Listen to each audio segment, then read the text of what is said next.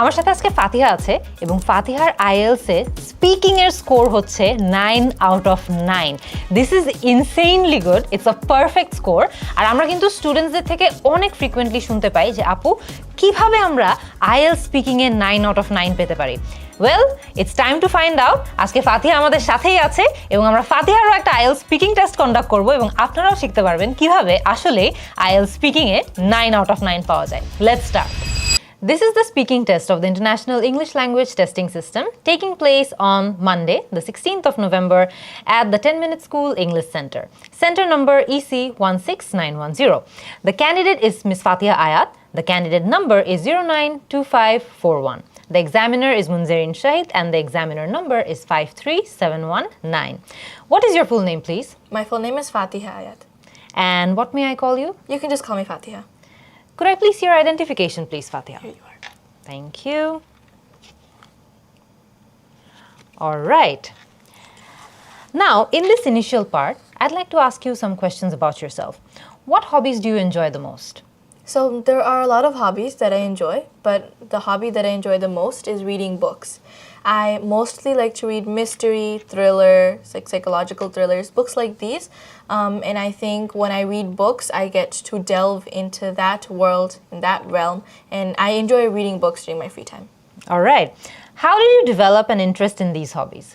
I developed an interest at a very early age. So when I was little, I was always surrounded by books. We have a really huge library at home with around 2,000 books almost. We have a full room dedicated to books. We have a little library. And I was always given that space to explore what books I wanted to read. And through that exploration, through that curiosity, I developed an interest for reading books. All right. Do you think your hobbies have influenced other areas of your life? And if so, how? I definitely think reading books have influenced parts of my life because it has influenced and increased my creativity skills and imagination skills. And I've used this in various aspects of my life. For example, in school, a lot of my work is heavily relied on my creative thinking skills, and I use my imagination skills from reading books in this academic sector. I also have to use creativity skills in various platforms that I speak in because they require me to come up with innovative solutions and ideas, and I usually acquire or get these ideas from the books that I read. Excellent. Are there any hobbies you would like to take up in the future? There are a lot of hobbies that I would like to explore in the future. One of them being coding, because I know how to do a little bit of coding or IT development, but I definitely want to increase that and see how I can explore that field in the future.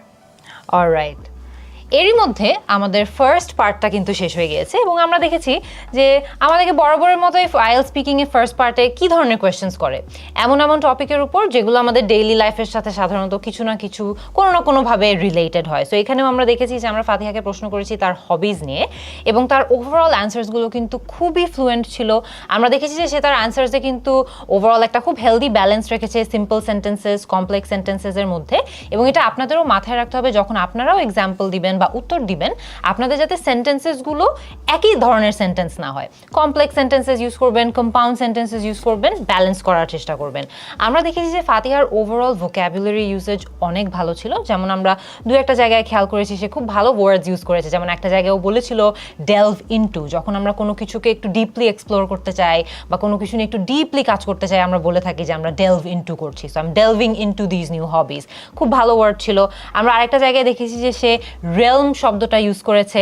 আবারও কিন্তু এখানে চাইলে সে easily বলতে পারতো the world of books, but say world of books না বলে সে use করেছে realm. So এখানে আপনারা দেখতে পাচ্ছেন যে তার একটা সিনোনিম ব্যবহার করার বা অ্যাডভান্সড ওয়ার্ডস ব্যবহার করারও একটা ভালো টেন্ডেন্সি আমরা নোটিস করেছি। এটা কিন্তু তার লেক্সিক্যাল রিসোর্সের যে মার্কটা আছে সেটাকে বৃদ্ধি করতে সাহায্য করবে। আমরা এক দুটো জায়গায় দেখেছি যে তার হালকা ফিলার ওয়ার্ডস ইউজের ছিল, যেমন ইটস অ্যাবসলিউটলি ফাইন, বিকজ আমরা দেখেছি এটা খুবই মাইনর ছিল। আমরা জানি যে যখন আমরা ন্যাচারালি কথা বলি, ন্যাচারাল স্পিচের মধ্যে কিন্তু টুকটাক ফিলার আসে, এবং আমরা দেখেছি যে ওর অ্যান্সারে কিন্তু এটা খুবই মিনিমাল ছিল, উইচ ইজ ভেরি গুড। শুধুমাত্র একটা জায়গায় আমি খেয়াল করেছি যে তার মাইনর একটা গ্রামাটিক্যাল স্লিপ হয়েছে, যেমন আমি দেখেছি ও বলেছিল books, reading books have increased my interest. এখানে রিডিং বুকস হ্যাজ হওয়ার কথা, বিকজ ও একটা অ্যাক্টিভিটির কথা বলছে, but it is such a minor slip. আমরা জানি যে আমাদের এক্সামিনাররাও কিন্তু বুঝতে পারে যখন আমরা খুবই ফ্লুয়েন্ট স্পিকার হই, একটা দুইটা জায়গায় আমাদের মাইনর স্লিপ হওয়া যে খুবই ন্যাচারাল, খুবই নর্মাল, এটা এক্সামিনাররা বুঝতে পারে অ্যান্ড অফেন এটা ইগনোরও করে দেয়, as long as it's just once or twice. Overall ফাতিহার স্পিচে আমরা দেখেছি যে সে খুবই ফ্লুয়েন্ট অ্যান্সার দিয়েছে, রিয়েল লাইফ থেকে এক্সাম্পল নিয়ে অ্যান্সার দিয়েছে, which is a major plus point, যে কারণে ওর অ্যান্সার্সগুলো কিন্তু দেখবেন খুবই ন্যাচারাল ছিল এবং তার চিন্তা করতে খুব বেশি সময় লাগেনি, বিকজ এগুলো সব ওর রিয়েল লাইফ থেকেই নেওয়া। সো আপনারাও এটা ট্রাই করবেন, দেখবেন যে আপনাদের এক্সামটাও ইনশাল্লাহ ভালো হবে। পার্ট 1-এ কিন্তু আমাদেরকে এরকম ইন্ট্রোডাক্টরি টপিকের উপরেই প্রশ্ন করা হয়, অ্যান্ড পার্ট 1-এ আপনারাও কিভাবে স্মার্টলি আপনাদের এক্সামিনারের সামনে নিজেদের ইন্ট্রোডিউস করতে পারবেন, গ্রিট করতে পারবেন, কিভাবে এই কোয়েশ্চেনগুলো আপনারাও এফেক্টিভলি অ্যান্সার করতে পারবেন, ঠিক এই বিষয়গুলোই আমি কিন্তু আমার আইএলস কোর্সের 1 থেকে 4 নম্বর ভিডিওতে আলোচনা করেছি, দেখে আসতে পারেন। আই হোপ আপনাদের অনেক হেল্প হবে। লেটস সি ফাতিহা এখন তার পার্ট 2-তে কেমন করে। Moving on to the second part, I will give you a topic and I'd like you to talk about it for 1 to 2 minutes. You have 1 minute to prepare what you're going to say, and you're welcome to make some notes too if you wish. Do you understand? Yes. All right. I want you to describe an award or recognition you have received that is important to you. Please say what the award was and when you received it, why this award was significant to you, and how this recognition has impacted your personal and professional goals. So here is your paper. Thank you. And here's your pencil. Thank you. You have 1 minute to make your notes. Okay, I'm done. All right, you may begin. Okay. So an award that I received is called the Human Rights Hero Award 2023. So I received this last year from the United Nations for my work and my advocacy on human rights. And I tend to speak at different conferences and I try to advocate for human rights and how various people around the world are being stripped of their human rights due to various factors. For example, we can say wars, or they're being displaced by climate change, etc.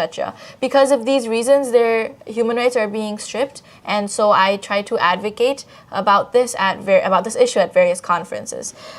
This award was significant to me because it showed me that there are a lot of people that appreciate my work and that they recognize my potential, they recognize how much I try to advocate for people around the world. And this has impacted my personal life and professional life both. It's impacted my personal life because it has given me this confidence to continue my advocacy. It's given me we can say enthusiasm, or a purpose to continue my advocacy, and it has given me insights into why I should continue my advocacy, and it has also increased my self-esteem. It's impacted my professional life because from a very early age, I knew that I wanted to work for humanity, but this has reestablished that ground.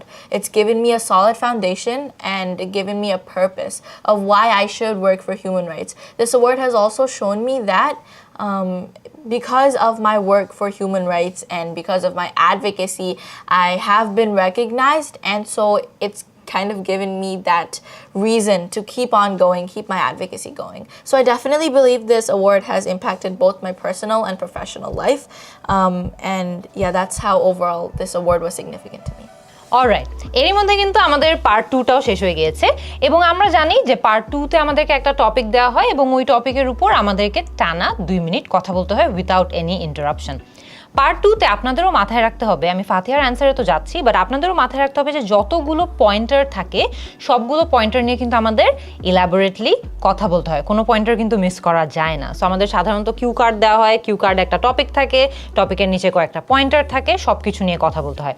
ফাতিহার অ্যান্সারটা কিন্তু একদম 1 minute 55 second মার্কটাতে শেষ হয়ে গিয়েছে, which is almost perfect because আমাদের 2 minute থাকে overall মনোলগটা দেওয়ার জন্য। সো টাইমিং কিন্তু খুবই ভালো হয়েছে। আমরা ফাতিহার অ্যান্সারটাতে কিন্তু দেখেছি যে ওভারঅল আমাদেরকে আইএলটিএস স্পিকিং টেস্টে যেই 4টা মার্কিং ক্রাইটেরিয়ার উপর মার্ক করা হয় সেই সকল মার্কিং ক্রাইটেরিয়াতে সে খুব ভালো পারফর্ম করেছে। আমি যদি একদম ফার্স্টটা বলি, ফ্লুয়েন্সি অ্যান্ড কোহেরেন্স নিয়ে ফাতিহার অ্যান্সারে আমরা যদি বলি তাহলে ওর আবারও এখানে যতগুলো অ্যান্সার সে দিয়েছে খুবই ফ্লুয়েন্ট ছিল, এক্সাম্পলস ছিল, রিয়েল লাইফ থেকে এক্সাম্পল নিয়ে বলেছে, তাই সে কিন্তু তার অ্যান্সার্সগুলো বিল্ড করতে পেরেছে।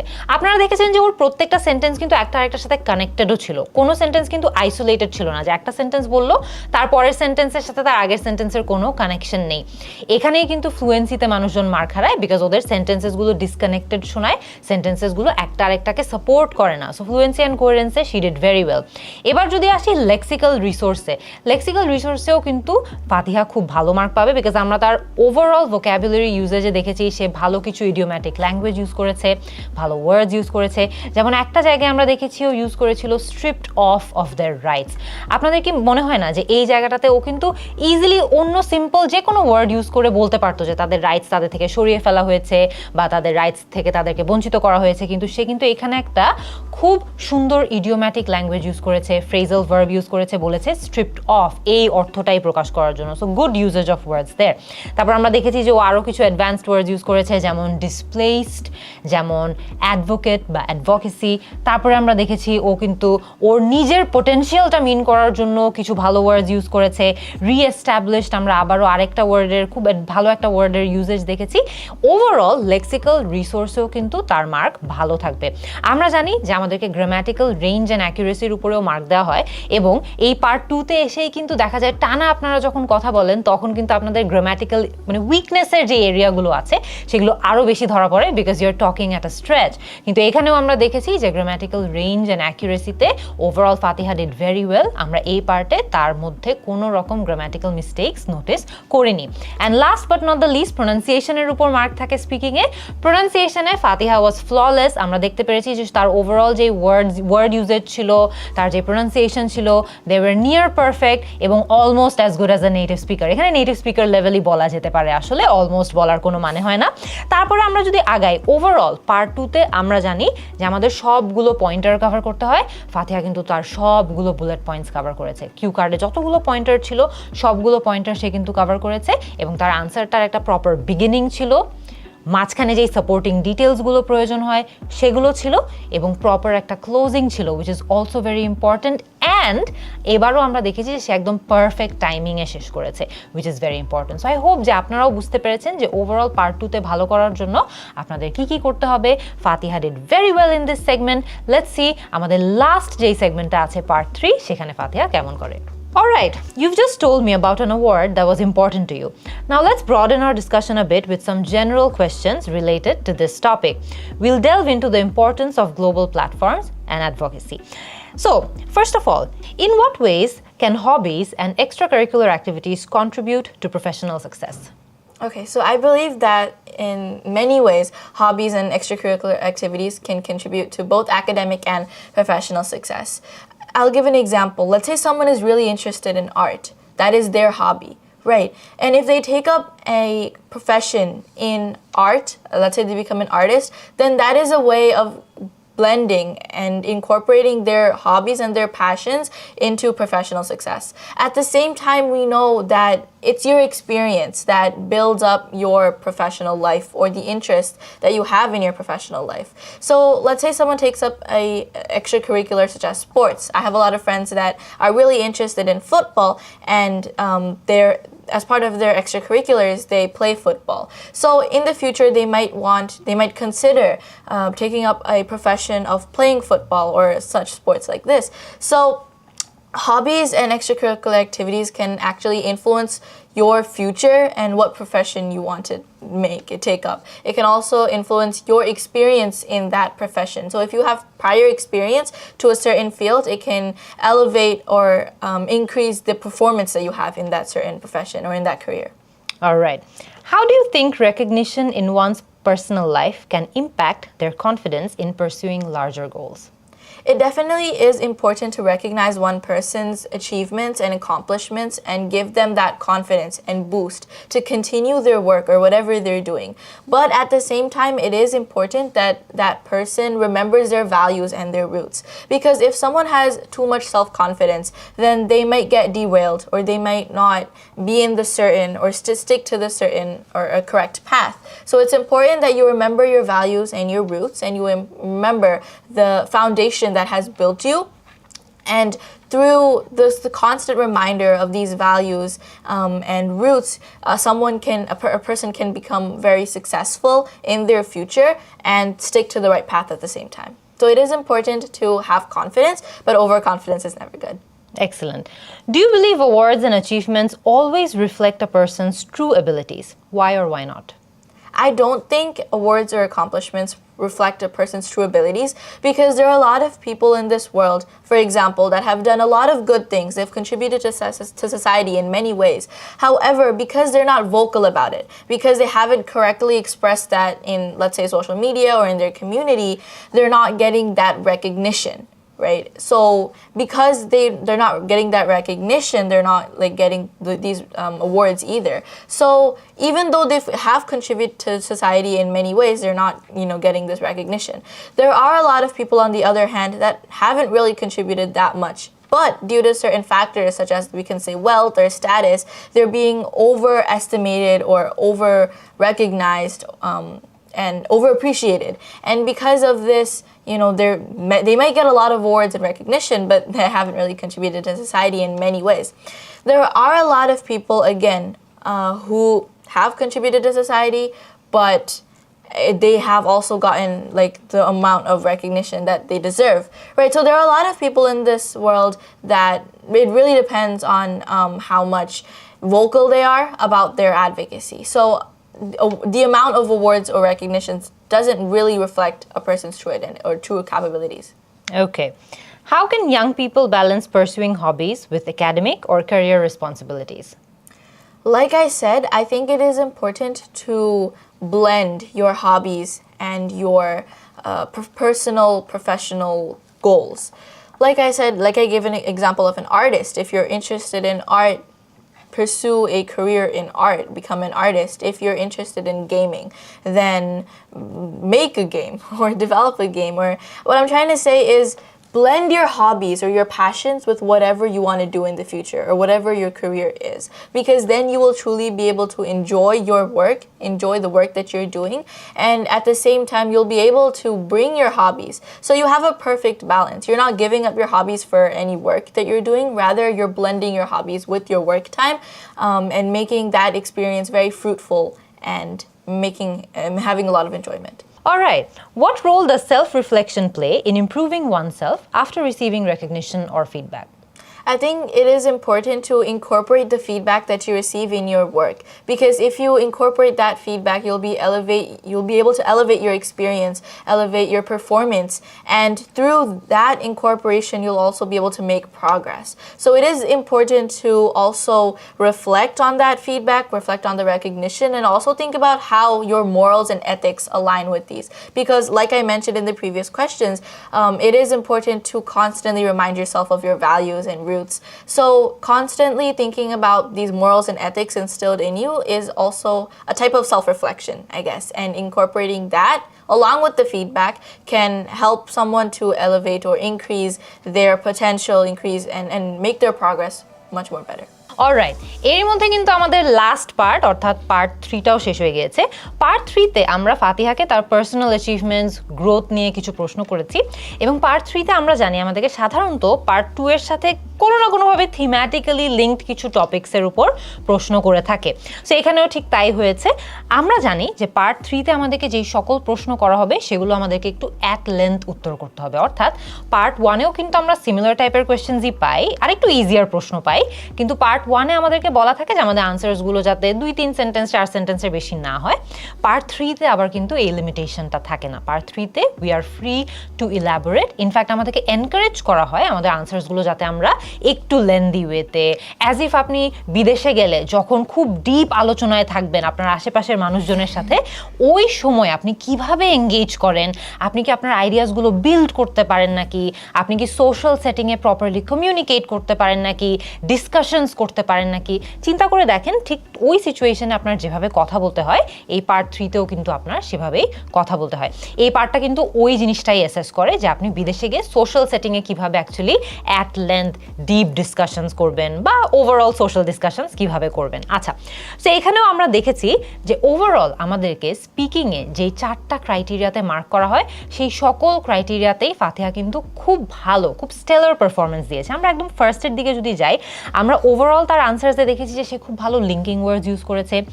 ইনফ্যাক্ট আমরা এনকারেজ করি স্টুডেন্টদেরকে যে তাদের আনসার্সে যাতে যথেষ্ট পরিমাণে কোহিসিভ ডিভাইসেস, লিঙ্কিং ওয়ার্ডস থাকে, বিকজ না হলে কিন্তু আবারও আমাদের সেন্টেন্সেসগুলো ডিসকানেক্টেড শোনানো স্টার্ট করে, ডিসকানেক্টেড মনে হয়। সো যেমন ওর অনেকগুলো সেন্টেন্সে দেখবেন at the same time, on the other hand, যখন সে বিপরীত তথ্য দিচ্ছিল অন দ্য আদার হ্যান্ড ব্যবহার করেছিল, যখন দেখা যাচ্ছে যে সে একই জিনিস, একটা জিনিস বা আরেকটা জিনিস একই সময় হয়, সাইমultaneously হয়, ওটা বোঝানোর জন্য সে at the same time use করেছিল।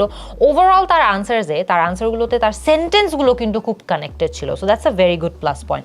আমরা আবারও দেখেছি যে তার overall vocabulary usage was very good, যেমন সে boost, derailed, values and roots use করেছে। ওর আরেকটা অ্যান্সারে সে ইউজ করেছিল ইনকর্পোরেট, এলিভেট, অ্যালাইন। সো এই ধরনের যে ওয়ার্ডসগুলো আছে আপনারা একটু চিন্তা করে দেখবেন, এই ওয়ার্ডসগুলো কিন্তু ইজিলি আমরা না বলে আমরা আরও সিম্পল বেসিক ওয়ার্ডস ইউজ করে একই মিনিং এক্সপ্রেস করতে পারি। কিন্তু অফকোর্স একটা আইএলটিএস স্পিকিং টেস্টে আমরা চেষ্টা করবো এটা না করতে, আমরা চেষ্টা করবো আমাদের আনসার্স যাতে অ্যাডভান্স শোনায়, নেটিভ স্পিকার লেভেলের যত কাছাকাছি নিয়ে যাওয়া যায় তত ভালো, but at the same time আমাদের আনসারে একটা ব্যালেন্সও থাকতে হবে। অর্থাৎ আমরা বেসিক ওয়ার্ডসও ইউজ করব, অ্যাডভান্স ওয়ার্ডসও ইউজ করব ওয়ার এভার রেলেভেন্ট, এবং সেটার একটা ব্যালেন্স করার চেষ্টা করব। সে যেমন তার অ্যান্সার্সে অনেকবার দেখবেন যে যখন তাকে এমন একটা প্রশ্ন করা হচ্ছে যেটা হয়তো বা সে কিছুটা হলেও তার আগের অ্যান্সারে কভার করেছে, তার অ্যান্সার্সগুলো সে শুরু করতো তখন বলে like I said. So that's a very good cohesive device as well. যখন আপনারা আপনাদের অ্যান্সার করার সময় নোটিস করবেন যে আচ্ছা এই পার্ট নিয়ে তো আমি অল্প করে আগে বলেছি বা আমার আগের আনসারটাতে একবার করে একটু বলেছি, তখন আপনারা কিন্তু বলতে পারবেন লাইক আই সেড বা as I said before. So এই টাইপের কোহিসিভ ডিভাইস ইউজ করলে আবারও আপনার আগের অ্যান্সারের সাথে বর্তমান অ্যান্সারটা কানেক্ট হয়ে যায়, which is a very good thing. তার ওভারঅল ভোক্যাবুলারি ইউজেজে আমরা আরও ভালো ভালো ওয়ার্ডস দেখেছি, যেমন fruitful, that's also a very good word. একটা দুটা জায়গায় আমরা খুবই মাইনার, আবারও negligible grammatical mistake and pronunciation notice করেছি। আমি একটা গ্রামাটিক্যাল মিস্টেক বলে দিই, ওর একদম লাস্ট আনসারে ও একটা জায়গায় বলেছিল মোর বেটার। আমরা কিন্তু জানি যে বেটার অলরেডি কিন্তু কম্পারেটিভ ফর্মে আছে, good, better, best. So better কিন্তু অলরেডি কম্পারেটিভ ফর্মে থাকার কারণে এটার আগে আবারও মোর জোড়া লাগানোর দরকার নাই, এটা কম্পারেটিভ স্টেটেই আছে। একটা জায়গায় আমরা খুবই মাইনার একটা প্রোনাউন্সিয়েশন স্লিপ নোটিস করেছি। আমি জানি যে আমি যদি ফাতিহাকে এখন বলি তাহলে ওই ওয়ার্ডটা একদম কারেক্টলি উচ্চারণ করবে, বাট অ্যান্সার বলার সময় অনেক সময় আমরা কিন্তু ফ্লোতে থাকি, তখন দেখা যায় যে আমাদের ওয়ার্ডসগুলো একটা দুটা একটু মিসপ্লেসড হয়ে যেতে পারে। যেমন তার অ্যান্সারে সে কেপাবিলিটিজের উচ্চারণটা সে বলার সময় কিন্তু একভাবে বলেছে, ওটা হালকা ইনঅ্যাকুরেট ছিল, কিন্তু আমরা জানি যে আমরা ওকে এখন আবার যদি বলতে বলি সে কেপাবিলিটি একদম ঠিকঠাকভাবে উচ্চারণ করবে। সো আমরা যখন কথা বলতে থাকি, ইভেন এক্সামিনারও এটা জানে যে কথা বলার ফ্লোতে একটা দুইটা গ্রামাটিক্যাল স্লিপ আমরা যখন একটু হয়তো বা আনওয়্যার থাকি বা একটু হয়তো বা আনসারের খুব হেভি ফ্লোতে থাকি, তখন একটু স্লিপ হয়ে যেতে পারে। প্রোনাউন্সিয়েশনের ক্ষেত্রেও সেম, এবং এগুলোকে কিন্তু তারা খুব বেশি নেগেটিভলি দেখে না। আমরা ওভারঅল ফাতিহার অ্যান্সারে দেখেছি যে তার অ্যান্সারসগুলো খুব ফ্লুয়েন্ট ছিল, কোহেরেন্ট ছিল, তার প্রোনাউন্সিয়েশন একদম 9 আউট অফ 9 ছিল। লেক্সিক্যাল রিসোর্সেরও আমরা দেখেছি যে সে খুব ভালো ভালো ওয়ার্ডস ইউজ করেছে, একটা ব্যালেন্স স্ট্রাইক করেছে between basic and advanced words, which is very good. এবং গ্রামাটিক্যাল রেঞ্জ অ্যান্ড অ্যাকুরেসিতেও সে কিন্তু একদম ফুল মার্কসই পাবে, বিকজ ওভারঅল তার অ্যান্সার্সে আমরা দেখেছি এক দুটা জায়গায় খুবই মাইনর গ্রামাটিক্যাল স্লিপ, যেগুলো আসলে যদি এখন ওকে আবারও জিজ্ঞেস করা হয় probably she will answer correctly. So overall it was a very good speaking test, and Fatiha কিন্তু তার রিয়েল আইএলস এক্সামেও তার স্পিকিং সেগমেন্টে 9 আউট অফ 9ই পেয়েছে। সো আই হোপ যে আপনারা যারা একদম শেষ পর্যন্ত দেখেছেন তারা আইডিয়া পেয়েছেন যে 9 আউট অফ 9 স্পিকিংয়ে স্কোর করার জন্য আপনাদের কিভাবে অ্যাকচুয়ালি স্পিকিং টেস্টটা দিতে হবে। সো আই হোপ যে আজকে আপনারা যে ভিডিওটা দেখলেন, এটা দেখে আপনারাও বুঝতে পারছেন যে আপনারা কিভাবে আপনাদের আইএলস স্পিকিং টেস্টেও ভালো করতে পারবেন।